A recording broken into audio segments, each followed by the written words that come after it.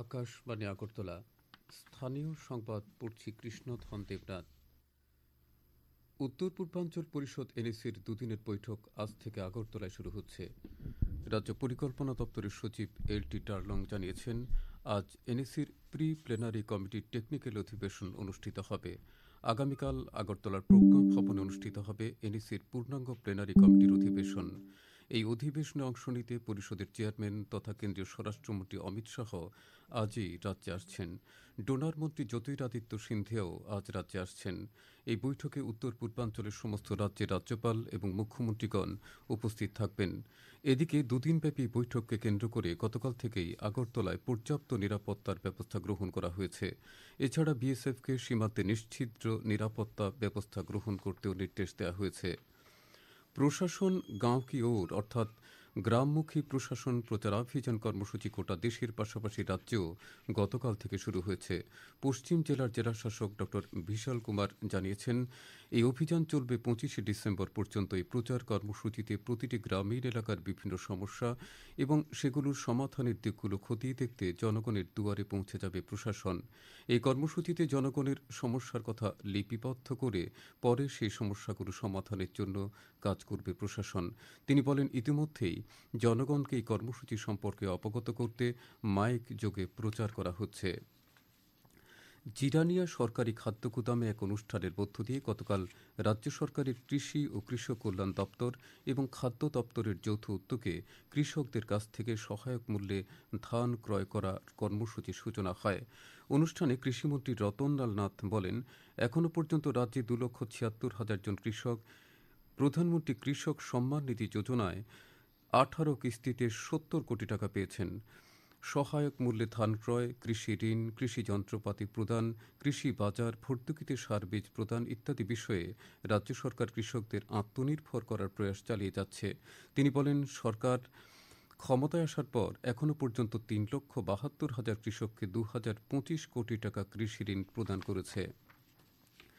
কেন্দ্রীয় সড়ক পরিবহন ও মহাসড়ক মন্ত্রী নীতিন গডকরি বলেছেন, সবুজ মহাসড়ক নীতি 2015 অনুসারে সমস্ত জাতীয় মহাসড়কগুলো সবুজ করার উদ্যোগ নেওয়া হয়েছে। তিনি বলেছেন, 62,000 কিলোমিটারের বেশি জাতীয় সড়কে বৃক্ষরোপণের কাজ হাতে নেওয়া হয়েছে।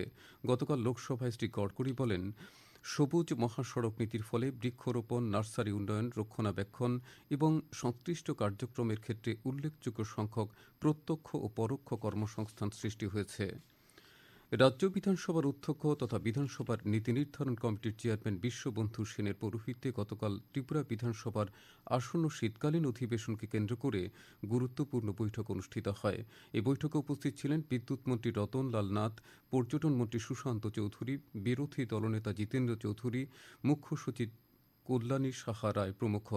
বৈঠকে বিধানসভার অধিবেশন পরিচালনা সংক্রান্ত বিষয়ে আলোচনা হয়েছে। কেন্দ্রীয় সরকার বলেছে, বাংলাদেশ জুড়ে হিন্দু এবং অন্যান্য সংখ্যালঘুদের বাড়িঘর, ব্যবসা প্রতিষ্ঠান, মন্দির ও ধর্মীয় স্থানগুলোতে হামলার বিষয়ে সহিংসতার ঘটনাগুলো গুরুত্বের সঙ্গে দেখা হচ্ছে। গতকাল রাজ্যসভায় স্বরাষ্ট্র প্রতিমন্ত্রী কীর্তিবর্ধন সিং জানিয়েছেন, বাংলাদেশ সরকারকে এই বিষয়ে ভারতের উদ্বেগের কথা জানিয়ে দেওয়া হয়েছে।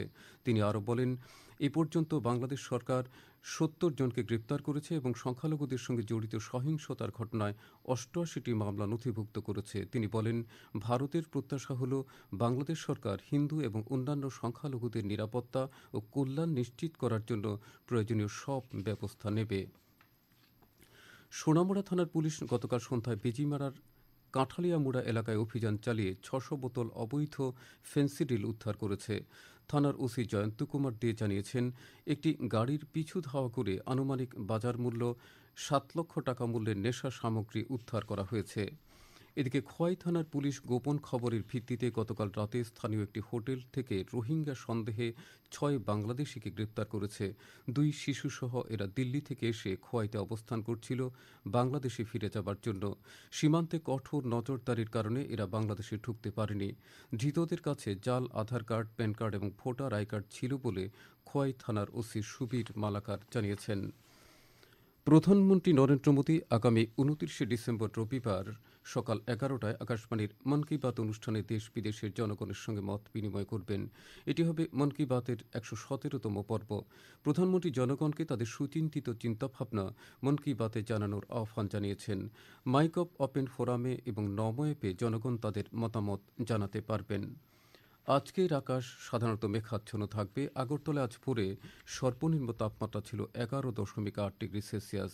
আজ দিনের সর্বোচ্চ তাপমাত্রা থাকতে পারে 27 ডিগ্রির কাছাকাছি। খবর শেষ হলো।